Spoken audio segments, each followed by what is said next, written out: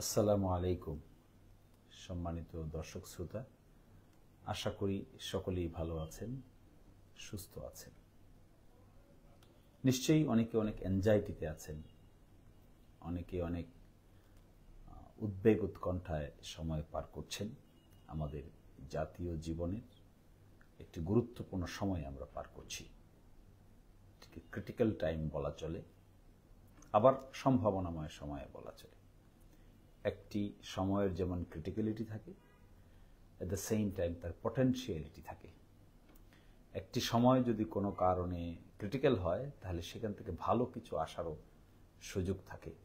ফলে একটি সাইডের যেমন পজিটিভ দিক আছে, একটি বিষয়ের নেগেটিভ দিক আছে, যেমন নেগেটিভ দিকও আছে, এরকম পজিটিভ দিকও আছে। তো আমি দু চারটি কথা এই জন্যই বলার জন্য আসলাম। আমরা সমাজের ব্যক্তি হিসেবে, সচেতন নাগরিক হিসেবে, আপনাদের ভাই বন্ধু হিসেবে আমাদেরও কিছু দায়িত্ব আছে। এই সমাজ, এই রাষ্ট্র, এই পরিবেশ, এই পরিস্থিতি আমাদেরকেও এফেক্ট করে। আজকে আমি ফেসবুকে দুটো স্ট্যাটাস দিয়েছিলাম। আমার স্ট্যাটাস নিয়ে বিভিন্ন মিডিয়াতে নিউজও হয়েছে যে 10টি পরামর্শের কথা আমি বলেছিলাম। এর আগে আমি একটু কনটেক্সটটা বলতে চাই, শর্ট করে কনটেক্সটটা। বিগত 17 বছরে নির্যাতিত হয়েছে যারা, জুলুমের শিকার হয়েছে যারা, তাদের অনেকেই আসলে কেউ না কোনোভাবে জুলুমের শিকার হয়েছে।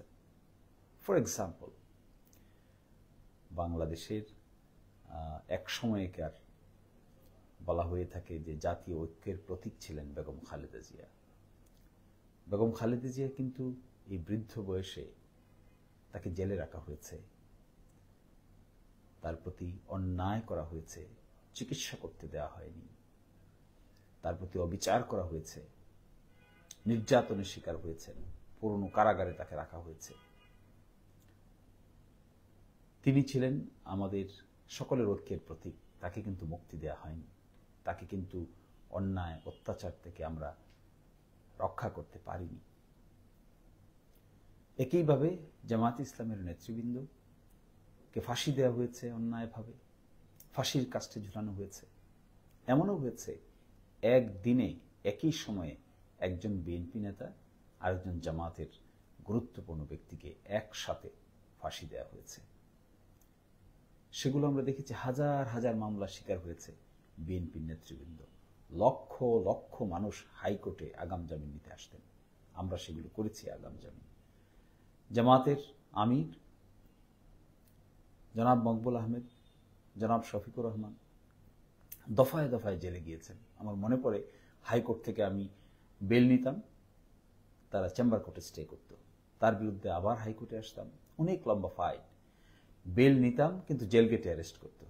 একবার বেল নিয়েছি, আবার জেল গেটে অ্যারেস্ট করেছে, আবার বেল নিয়েছি, আবার জেল গেটে অ্যারেস্ট করেছে। কি নির্যাতন, কি নিপীড়ন! একইভাবে বিএনপির নেতৃবৃন্দরা অনেক নির্যাতনের শিকার হয়েছেন। আগাম জামিন পর্যন্ত দেয়নি, কোনো কোনো কোর্ট তখন আগাম জামিন শুনানিও করতেন না। ফলে তাদেরও নির্যাতন নিপীড়নের শেষ নাই। একজন বিএনপির খুব গুরুত্বপূর্ণ নেতা আক্ষেপ করে বলেছিলেন, মাসে 30 দিনের মধ্যে 20 দিনই চলে যায় কোর্টের বারান্দায় ঘুরতে ঘুরতে, রাজনীতি করব কখন? এই যে এক দুর্বিষহ অবস্থানের মধ্য দিয়ে বিএনপি গিয়েছে, জামাত ইসলামী গিয়েছে, ইসলামী অন্যান্য অর্গানাইজেশনগুলো গিয়েছে। বিএনপির ভারপ্রাপ্ত চেয়ারম্যান জনাব তারেক রহমান নির্বাসনে আছেন। এটি কি নির্যাতন নয়? এবং এমনও হয়েছিল যে তার ভাষণ বাংলাদেশে প্রচার করা যাবে না, এইরকমও নির্দেশ এসেছিল বাংলাদেশের উচ্চ আদালত থেকে। দেখুন, খুবই ইন্টারেস্টিং। হেফাজতে ইসলামীর খুবই রেসপেক্টেড আলেম জনাব জুনায়েদ বাবুনগরী, কি হয়েছিল তার পাটা ফুলে, আমি দেখেছি তাকে মারতে মারতে তার পাটাকে ফুলিয়ে দেওয়া হয়েছে। এমনভাবে ফুলিয়ে দেওয়া হয়েছে এই বয়স্ক মানুষের, যা দেখলে চোখের কান্না ছাড়া কিছুই আসতো না। জনাব মামুনুল হক, ঠুনকো একটি মামলা, তার স্ত্রী, তাকে কেন্দ্র করে কি এক নাটক সাজানো হয়েছিল। একইভাবে জনাব সালাউদ্দিন, আজকে যাকে আমরা বলছি, গুমের শিকার হয়েছেন, পরিবার থেকে আলাদা করে ফেলা হয়েছে, ভারতে জেলে রাখা হয়েছে তাকে। একই রকমভাবে ইলিয়াস আলী, চৌধুরী আলম, কত মানুষ গুমের শিকার হয়েছেন, তার কোনো হুঁশ ছিল না।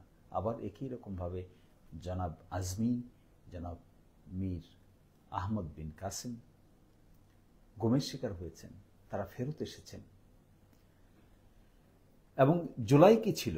জুলাই ছিল মজলুমদের মিলনস্থল, সকল মজলুমদের মিলনস্থল, কোনো দল বল নির্বিশেষে সকল মজলুমদের মিলনস্থল। সেই মিলনস্থলে জুলাই আমাদেরকে একত্রিত করেছিল। ছাত্ররা তার নেতৃত্ব দিয়েছিল, কিন্তু সকলেই সাথে ছিল, সকল মজলুমরা সাথে ছিল, সকল দল সাথে ছিল। বিখ্যাত চিত্রশিল্পী জনাব শহীদুল আলম, তিনিও মুক্তি পাননি, তাকেও নির্যাতন নিপীড়নের শিকার করা হয়েছে। বার্গম্যান, ডেভিড বার্গম্যান, আপনারা, আমার সঙ্গে তার ভালো সম্পর্ক ছিল ট্রাইব্যুনালে, তার ভিসাটা পর্যন্ত এক্সটেন্ড করা হয়নি, তিনি আসতে পারেননি এই দেশে আর। এবং সাংবাদিক মুশতাক জেলে মৃত্যুবরণ করেছেন। এখানে কি কোনো দল ছিল? কে ডান, কে বাম, কে ইসলামী, কে ইসলামিক নয়, কে বিএনপি, কে জামাত, কে হেফাজত, কে জমিয়ত? না, তা ছিল না। এদের সকলের পরিচয় কি ছিল তখন? সকলের পরিচয় ছিল মজলুম, জালেম এবং মজলুম। এই ডিভিশনটা ছিল জালেম এবং মজলুম। এক পক্ষে ছিল জালেম, আরেক পক্ষে ছিল মজলুম। ছাত্ররা সেই মজলুমদের নেতৃত্ব দিয়েছিল। সকল মজলুম তাদের সঙ্গে একত্রিত হয়েছিল, নারী, পুরুষ, হিন্দু, মুসলিম নির্বিশেষে, ধর্ম, বর্ণ, শ্রেণী নির্বিশেষে সকলেই একসাথে হয়েছিল। হাজারেরও অধিক, প্রায় ১৫০০ মানুষ মৃত্যুবরণ করেছে, ৩০,০০০-এরও বেশি মানুষ হাসপাতালে হাসপাতালে কাতরাচ্ছে। এখনো অনেকেই আছেন, এখনো মৃত্যুর খবর ভেসে আসে। এই এক পরিবেশের মধ্য দিয়ে জালেম এবং মজলুমদের অবস্থান ছিল জুলাই। ৫ই আগস্টে যা হয়েছে, এক এবং মজলুমদের বিজয় হয়েছে। এই পরিস্থিতিতে এসে এখন যে কথাগুলো বিল্ড আপ কথা বলা হচ্ছে, আমরা একের সাথে অন্য খারাপ শব্দ কেউ কেউ ব্যবহার করেছি, কাউকে ইঙ্গিত করছি, কারো ব্যক্তিত্বকে আঘাত করছি। আমি মনে করি এটি সঠিক নয়। কারো ব্যক্তিত্বকে আঘাত করে, এক মজলুম আরেক মজলুমকে কেন ব্যক্তিত্বকে আঘাত করতে হবে? কেন যার যে পজিশন আছে তা দেওয়া যাবে না? কেন আমরা মিউচুয়াল রেসপেক্ট করতে পারবো না? তার যতটুকু অবস্থান আছে সেটা আমরা মিউচুয়ালি রেসপেক্ট করব। আমি মনে করি সিনিয়রদের অবশ্যই জুনিয়র দ্বারা সম্মান পাওয়ার হক আছে। যারা জুনিয়র আছেন, যারা বয়সে কম আছেন, হয়তো লেখাপড়া হতে পারে বেশি, নানান কারণে জুনিয়ররা অনেক বেশি ইনফরমেশন জানতে পারেন, কিন্তু it is there responsibility is to show respect to the senior. যখন সিনিয়রদের সঙ্গে কথা বলা হবে, সিনিয়রদেরকে অ্যাড্রেস করা হবে, সিনিয়র দল বলি, ব্যক্তি বলি, পজিশন বলি, রাইট বলি, রং বলি, যেই হন না কেন, বাম ডান যেই হন না কেন, এই সিনিয়রদের প্রতি অবশ্যই আমাদের একটা রেসপেক্ট বোধ থাকতে হবে। আর সিনিয়রদের দায়িত্ব কি? জুনিয়রদেরকে স্নেহ করা, ভালোবাসা, এবং স্নেহ, ভালোবাসা, মায়া মমতার সম্পর্ক ছাড়া, মিউচুয়াল রেসপেক্টের সম্পর্ক ছাড়া কোনো বিষয়ে দীর্ঘদিন টিকে থাকে না, থাকবে না। ফলে আমি এই কথাটা থেকে খুবই, আমি আমার ধারণা থেকে যেটা বুঝেছি, বর্তমান সংকটের মূল কারণ হলো রেসপেক্ট বোধ। সো আমি বলবো, এনসিপি বলি, অন্যান্য ছাত্র সংগঠনেই বলি, they must show respect to the seniors. বিএনপির সিনিয়র নেতৃবৃন্দ, জামাতের সিনিয়র নেতৃবৃন্দ, অন্যান্য আলেম ওলামাদের নেতৃবৃন্দ, বাম দলগুলোর সিনিয়র নেতৃবৃন্দ, সকলকে রেসপেক্ট প্রদর্শন করা উচিত। আর এই বড় বড় দল যারা আছেন, তাদের জুনিয়রদের প্রতি কটাক্ষ করা উচিত না। তাদেরকে স্নেহ, মায়া, মমতা দিয়েই একসাথে চলার পরিবেশ তৈরি করা উচিত। হ্যাঁ, তাদের কেউ কেউ হয়তো তিক্ত কথা বলতে পারেন, আনএক্সপেক্টেড কথা বলতে পারেন। এই আনএক্সপেক্টেড কথা বললেও তারা বয়সে কম, তারা আমাদেরকে একটা ঝুঁকি নিয়েছে, বয়স কম দেখেই তো ঝুঁকিটা নিয়েছিল। ফলে তাদের প্রতি আমাদের স্নেহ, মায়া, মমতার ঘাটতি হলে চলবে না। At the same time I believe strongly যে যারা ঝুঁকি নিয়েছিল, যারা জীবনের বিনিময়ে এগুলো করেছে, তাদেরকে অহংকারী হলে চলবে না। তাদেরকে অবশ্যই সিনিয়র নেতৃবৃন্দের প্রতি সম্মান প্রদর্শন করতে হবে। যার যতটুকু সম্মান পাওয়ার উপযুক্ত তাকে ততটুকুই সম্মান প্রদর্শন করতে হবে। অযথা খোঁচাখুচি করে যারা ফেসবুকে স্ট্যাটাস দেন, অনেকেই আমি দেখেছি উত্তেজনাকর কথাবার্তা বলেন, ব্যক্তিগতভাবে অ্যাটাক করে কথা বলেন, পিঞ্চ করে কথা বলেন। সেই সময় আমাদের মনে থাকে না ওই ব্যক্তির কি ভূমিকা ছিল, তিনি কিভাবে মজলুম ছিলেন। একজন মজলুমকে এভাবে যদি নিপীড়ন করা হয় তাহলে মজলুমের মন নষ্ট হতে পারে, আঘাতপ্রাপ্ত হতে পারেন, এটা আমাদের খেয়াল থাকে না। মনের মধ্যে যা আছে তাই কি আমি একই ভাষায় একজন মানুষকে তার কন্ট্রিবিউশন, তার ব্যাকগ্রাউন্ড বিবেচনা না করে আমি অ্যাটাক করে তাকে মানসিকভাবে বিপর্যস্ত করতে পারি? No, it's not allowed. We should not. Nobody should do this. The mutual respectful position is very needed. যারা সোশ্যাল মিডিয়া ব্যবহার করে মানুষকে আক্রমণ করেন, বাজে কথা বলেন, বিকল্প আইডি ব্যবহার করে বলেন, কিংবা ফেক আইডি ব্যবহার করে যে দলেরই হোক না কেন তাকে অ্যাটাক করেন, it's not good, it's at all not good. You are igniting the situation. দেশের বাইরে যারা সাংবাদিকতা করেছেন, দেশের ভিতর থেকে যারা বিদেশে গিয়েছেন, নির্যাতনের শিকার হয়ে বাংলাদেশ থেকে বিদেশে গিয়েছেন, আমি তাদেরকে অনুরোধ করব, প্লিজ ব্যক্তি বিশেষকে এভাবে আক্রমণ করা থেকে বিরত থাকুন। অ্যানালাইসিস করুন, সিচুয়েশনকে অ্যানালাইসিস করুন, সিচুয়েশনকে অ্যানালাইসিস করে নতুন পথ দেখানোর চেষ্টা করুন, ক্রিয়েটিভ ইনোভেটিভ আইডিয়া নিয়ে আসুন। কিন্তু ব্যক্তি বিশেষকে ডিফেম করে, হিউমিলিয়েট করে, এটা সঠিক নয়। কারণ তারা মজলুম, কোনো না কোনো পর্যায়ে এই ব্যক্তিগুলো মজলুম ছিল, তারাও জালেমের শিকার হয়েছেন। তাদের বর্তমান পরিস্থিতিতে কারো কোনো কথাবার্তা এদিক সেদিক হতে পারে, কিন্তু সেটাকেও অবশ্যই সফটলি হ্যান্ডেল করা প্রয়োজন। এই যে পাল্টাপাল্টি সংবাদ সম্মেলন করা হয়, আমি মনে করি দিস ইজ ভেরি ব্যাড। পুরা কনটেক্সট বিবেচনা না করে পাল্টাপাল্টি একটা শব্দ, একটা সেন্টেন্সকে আলাদা করে নিয়ে যদি এই সমস্ত কথাবার্তা বলা হয় তাহলে it is not be proper. একজন মানুষকে বিচার করতে গেলে তার সামনে পিছে দেখতে হয়। একজন মানুষকে একটা সেন্টেন্স দিয়ে, একটা অক্ষর দিয়ে, একটা শব্দ দিয়ে, একটা অ্যাক্ট দিয়ে বিবেচনা করা যায় না। It's not proper.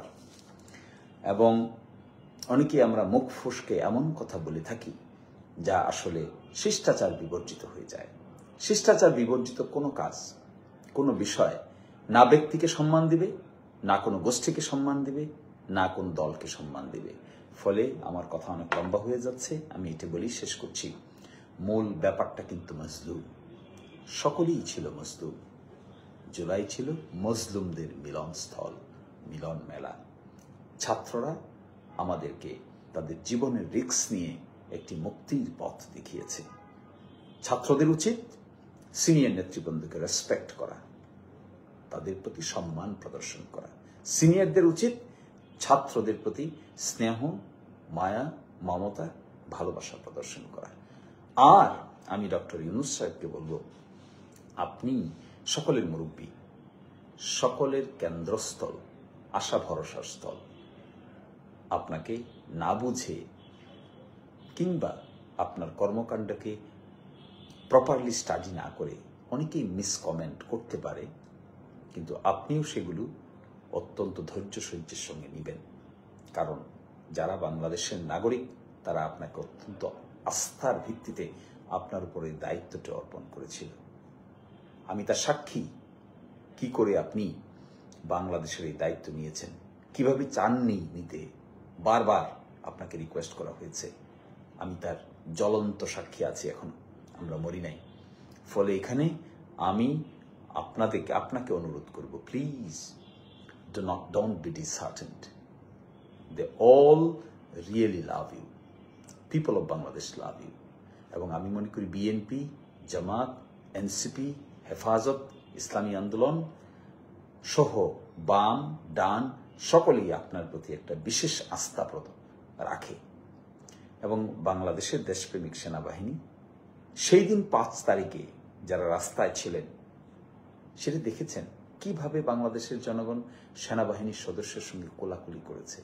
সেই চোখের অশ্রু আমরা কাছ থেকে দেখেছি। ফলে আমাদের কাজ হবে রেসপেক্ট বোধ।